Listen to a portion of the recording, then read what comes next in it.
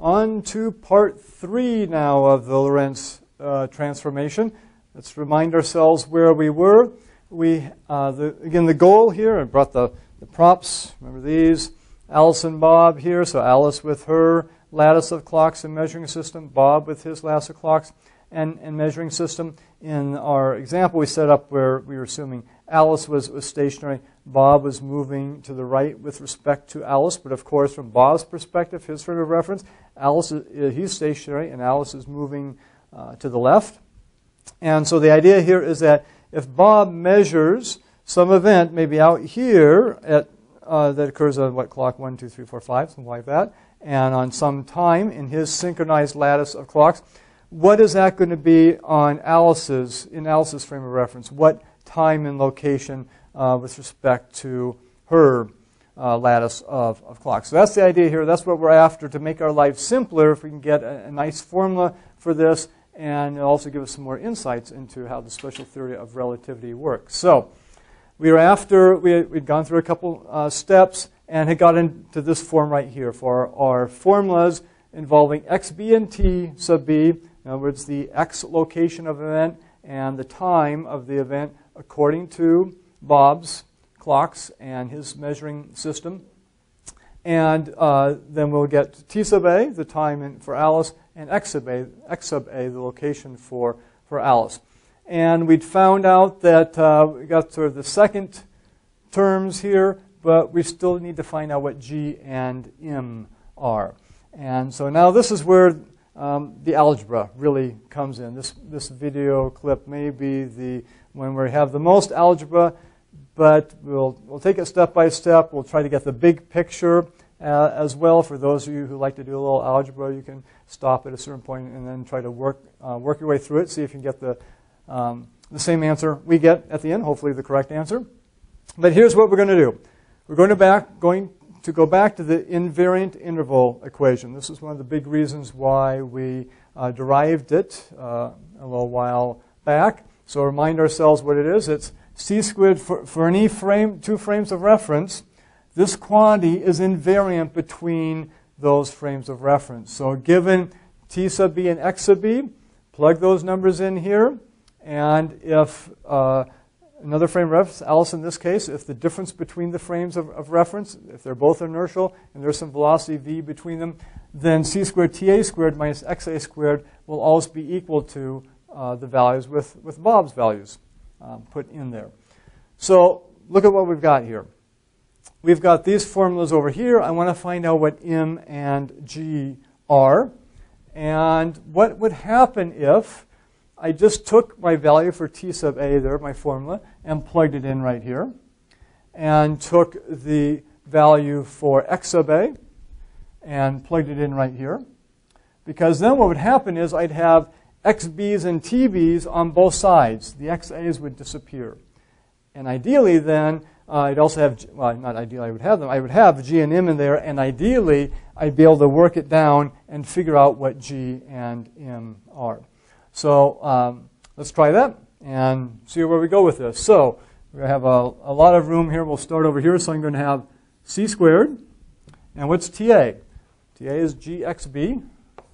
So gxb plus gamma tb all squared.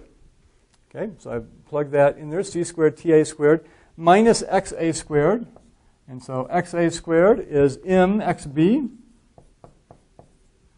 plus gamma v tb squared, okay, equals, just this side stays the same, c squared tb squared minus xb squared. Okay, so now we just sort of work the math. We work the algebra here. We're going to multiply this out. Got this squared, and we got this squared. And let me just remind you about something, and for those of you who maybe haven't done algebra for a while or much of it, remember when we have something like this, if we have just, we'll call it a plus b quantity squared, if we have something plus something quantity squared, and we multiply that out, that's equal to a plus b times a plus b. And so you get a times a is a squared plus BA, and then an AB. So I actually get 2 times AB, and then plus the B squared. So if you dredge your mathematical memory, you may remember something like that. We're going to use that. Clearly, we have a sort of an A plus B quantity squared. We've got another A plus B quantity squared, and we'll see where we go with that. So I'll leave that up there for a minute to remind you of that. So let's multiply this out. So we've got a C squared. So from that form, I'm going to have a G squared XB squared plus the 2AB factor. So 2 times that, so plus 2G gamma XB TB. I just sort of moved the terms around in there, which of course we can do. Plus gamma squared TB squared. Okay, so that's what I've got for my first term here. Now let's multiply out this second term, and now we will have to make some more room here. Okay, so this is going to be minus, again, this squared. So I've got m squared xb squared plus 2 times this times that plus 2 m gamma v xb tb m gamma v xb tb.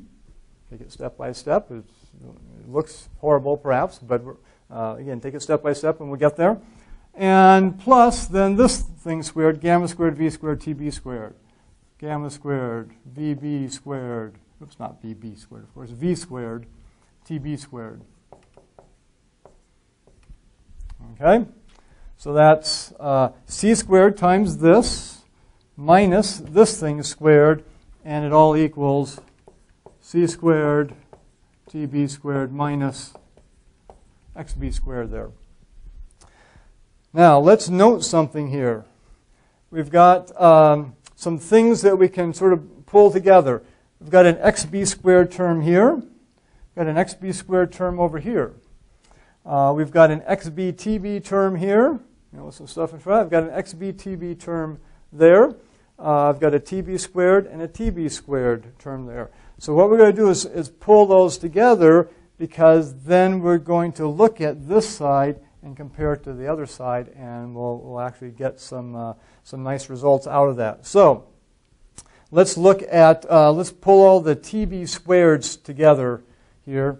So I've got a C squared, gamma squared, TB squared. So I've got a C squared, gamma squared, TB squared. That's one of my TB squared terms right there. Got another one here. I've got minus gamma squared, V squared, TB squared. Minus gamma squared, V squared, TB squared. And by the way, this is the point where, for those of you who want to practice some algebra here, good place to stop and work through this and see where we end up. So TB squared terms.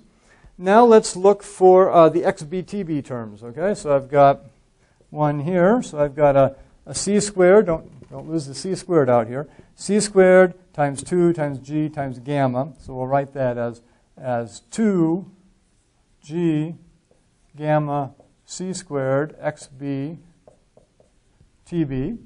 That's this term right here. I've got another minus times 2M gamma V XB TB. So I've got minus 2M gamma V XB TB.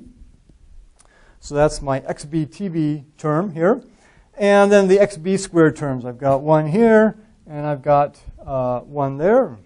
And I think we've got everything correctly here. So we've got C squared times G squared XB squared. So I've got plus C squared times G squared XB squared. And then minus M squared XB squared here. Minus M squared XB squared. There.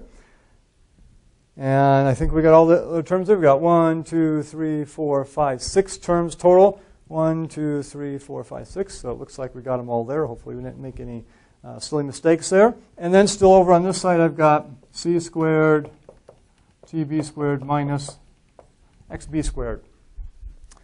Okay, here's where the real nice part comes in, because I've got all this over here, okay? And note, actually, let's simplify it, one more step here.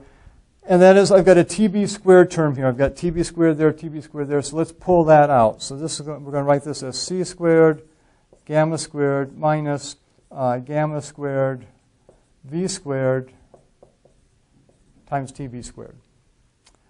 And then, same thing here, I've got an xbtb here and an xbtb there, so we'll pull that out and write this as 2g gamma c squared minus 2m gamma v times xb tb.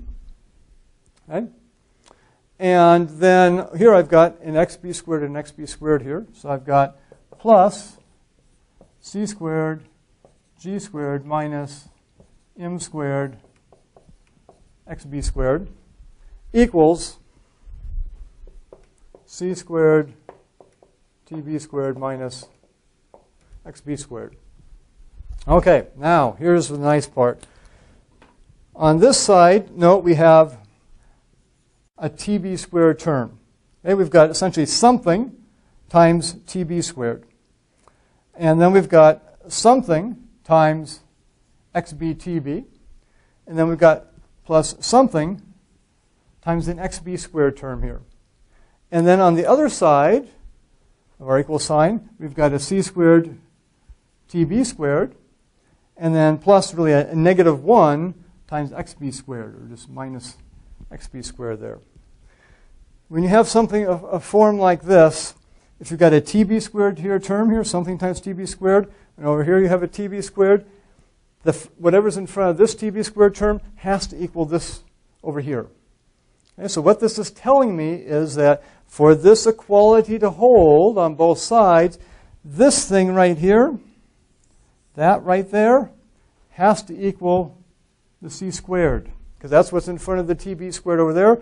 Over here, what's in front of the tb squared is this thing. So this thing equals c squared, and we'll use that in just a minute. Let's look at the xb squared term. Okay, so I've got an xb squared term here. I've got an xb squared term there. What that means for the equality to hold is whatever's in front here, this thing, this coefficient in front of the xb squared term has to equal the coefficient in front of the xb squared term over there, which actually is just negative 1. So I've got a plus this xb squared, and I really have a plus negative 1 xb squared with that minus sign there. So that's another thing I can use. And then finally you say, well, what about this xbtb stuff in the middle here? I don't have any xbtb term over on the right-hand side. What that means is, again, for the equality to hold, is this whole thing here has to be 0. Because I have to have plus 0 times xbtb, because I have essentially 0 times xbtb over there. I don't have any xbtb term, and therefore, whatever this thing is here has to be equal to 0. So let's write our conclusions down here. We'll keep that last part there. Remember, this is our starting point. A lot of algebra here, a fair amount maybe, but the idea is fairly straightforward, we hope. And that is invariant interval equation, which we derived before, our linear form of our two transformation equations with the g and m in there, because we don't know what those are yet. So we just took that, the TA and XA, plugged it in here, and then just cranked through some algebra. And this is where we've gotten to at the moment. So let's see. We just talked through it. We're going to write down the results there. Keep that last line.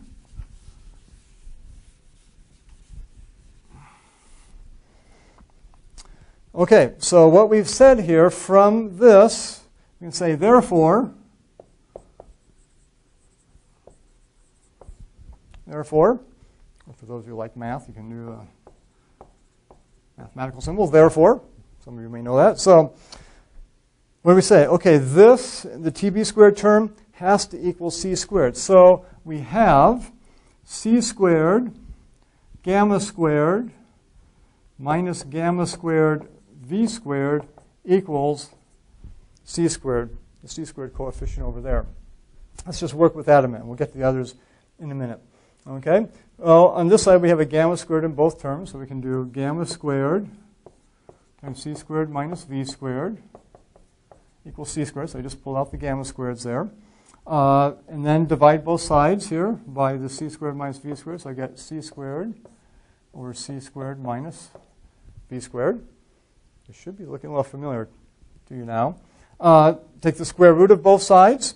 Everything is positive, so we don't have to worry about it. V is less than c, so this is positive down there, that's positive. So we have gamma equals c over, what am I doing here? So square root of c squared minus v squared.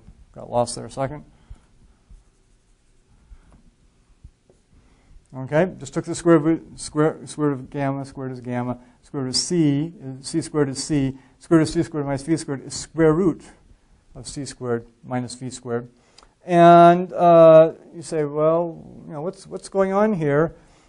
Gamma, is that gamma? Really? Well, it is actually. In fact, you can see it a little bit better if before we took the square root, let's do this, because we did this actually in an earlier video clip recently. Let's write this as c squared over c squared 1 minus v squared over c squared, like that. Okay?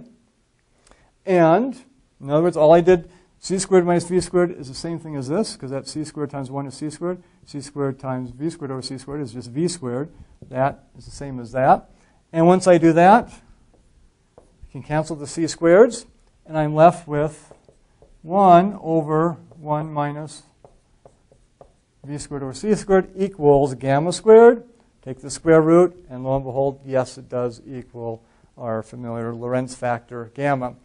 So the unfortunate part of that is it really didn't tell us anything, except it did tell us that we haven't done anything wrong, at least for this term. If we got something gamma equals something else, where it wasn't our familiar gamma form, then we know, okay, someplace along the line in the algebra or even before that, we had made a mistake. But that confirms that we're on the right track, at least for this term here. So just confirms gamma is 1 over the square root of 1 minus v squared over c squared. So remember, this here is gamma squared.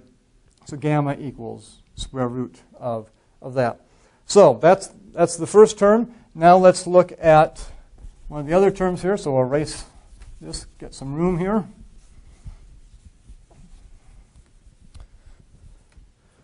And let's take a look at, let's just do the TB term here. So what this tells us, as we said before, is that this thing inside here, this coefficient has to equal 0 because there's no TB term on the other side. So what that is saying is 2 times g, remember our goal here is to find out what g and m are, 2g gamma c squared minus 2m gamma v has to be equal to 0 for the equality to hold in our original invariant interval equation. We know that's true, at least we derived it. So what do we got here? Well, we have a 2 on each side. We have a gamma on each side, so let's pull that out. So we've got 2 gamma times g c squared minus mv equals 0. And you may remember when we have the product of two things, we've got essentially this times this equals 0. When you have something like that, then in gamma clearly is not 0. Either this has to be 0 or this has to be 0. Since 2 gamma is never equal to 0, right? Therefore, this implies that, gc squared minus mv has to equal 0. And so what that means is, just to do every step here, gc squared, therefore, equals mv. Pull the mv over there, add it to each side. And then from here we get g equals m over, mv over c squared. Okay, so it's maybe a little helpful there. In other words, now we have a little equation involving g and m. If I could find one or the other, then I'd have the other one. So if I had m here, I could find g. If I had g, I could find m. So let's finally look at the last equation here. And we have c squared g squared minus m squared. That's my coefficient for the xb squared term. That has to equal -1. And so let's work with this a minute. And we can write this, in fact, I'd like to get rid of that -1. So that's the same as minus c squared g squared plus m squared equals 1. Or m squared minus c squared g squared equals 1. Just flip those terms there. And so what have we got here? Well, we've got m. Let's write it in terms of m here. So actually, let's come back up here. Get a little more room. So this was our g equation we found here. Let's actually take g and just plug it in here. Is really probably the simplest way to do it. So here's what we've got. We've got m squared minus c squared g squared equals 1. We know from our middle coefficient at equals 0 that this has to be true. So this is m squared minus c squared times mv over c squared, because I got a g squared here, equals 1. And now we're getting someplace, because all we've got left is m and v and c in there. And so just to do the steps here, we've got m squared minus c squared, m squared, v squared over c to the 4th, just squaring everything inside there, equals 1. Looks a little messy, but let's see what we've got here. I've got an m squared and an m squared there. And so we'll, let's put in here. So we've got m squared times 1 minus c squared, v squared over c to the 4th equals 1. And we'll bring it up here to get some more room here. Note, I could have done this already, but no, I've got a c squared here and a c to the 4th there. So the c squared disappears, and that becomes just a c squared down there. So let's write that. We've got m squared times 1, and just to be clear, I had an m squared here and an m squared here, so I pulled out the m squareds, and then I've left with 1. M squared times 1 is m squared. M squared times this term was that term, equals 1 still over here. So what have we got here? I've got m squared, 1 minus v squared over c squared. Well, that looks nice, because I recognize anytime you get something of that form, when you're dealing with special theory of relativity, you say, that looks good, because that looks very close to gamma, right? The form sort of, I can write that in terms of gamma if I wanted to. Equals 1. Okay? Looks even better, because now I can write this as, I can divide each side by this thing. So this equals m squared over 1 minus v squared over c squared. Looking better all the time, because now we take the square root of each side. And that means we get m equals 1 over square root of 1 minus v squared over c squared. And that is gamma, right? 1 over the square root of 1 minus v squared equals c squared. It's gamma. Very nice news there. So now we have everything. M is gamma. So right there, that's gamma. G is just mv over c squared. M is gamma, so G is now gamma v over c squared. G is gamma v over c squared up there. So let's write all that down. So we worked through all this. Remember how we got this again? Invariant interval. We took our two equations that we developed so far, plugged them into the invariant interval equation, worked through the algebra here, and set things equal to each other, worked through some more algebra, and found out that m was simply gamma after all that work, and g was gamma v over c squared. So here's what we have. Oops, I'll erase that. M is this. Just to remind ourselves there.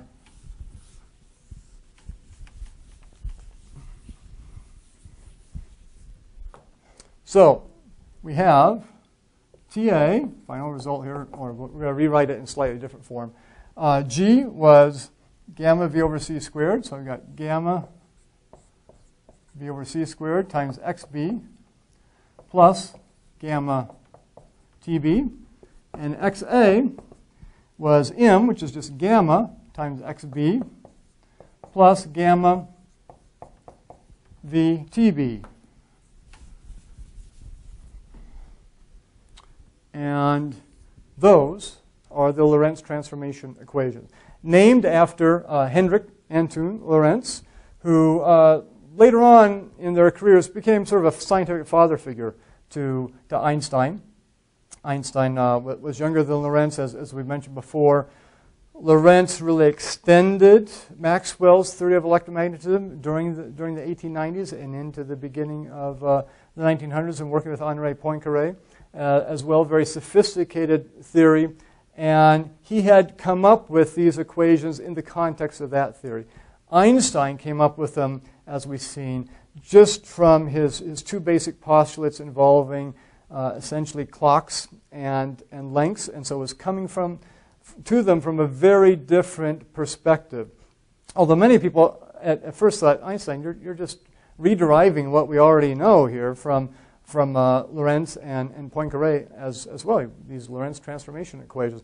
But because Einstein was coming from such a different perspective, they were renamed, certainly for a while, the Lorentz-Einstein transformation equations. And then as time went on, people realized that Einstein's approach really was the more fundamental approach to the matter, and yet still we call them Lorentz transformations to honor Lorentz's contributions to this. And Einstein himself looked up to Lorentz a great deal.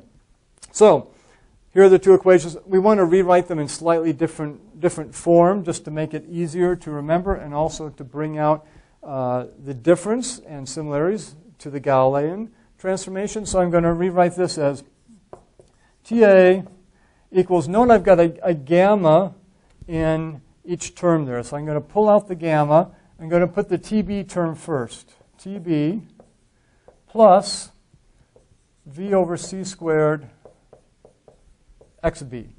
Okay, so I flipped the terms. I put the TB term first, and I pulled out the gamma factor. And then XA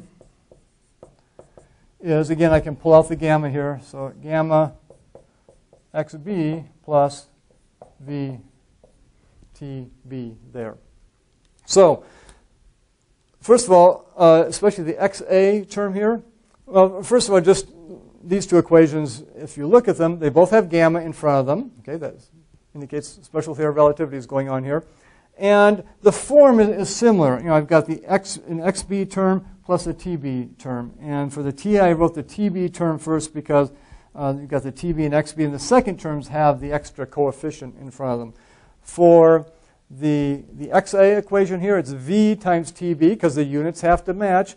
V is meters per second, for example. Length divided by time. This is time, so this gives us units of length, for example, meters. Here, it's the equation for time, and velocity is meters per second. We'll use the meters per second system, MKS system as it's known. C squared is a velocity squared. Okay, so that's going to give me, if I have a velocity here and a velocity squared down here, I get a velocity in the denominator, and I've got meters here, a length. And so if you do the cancellation there, you get essentially a time factor, seconds in terms of the units there, and it all works out. Gamma, of course, being dimensionless. Right? So the units check out. If they didn't check out, we would have made a mistake someplace along the way.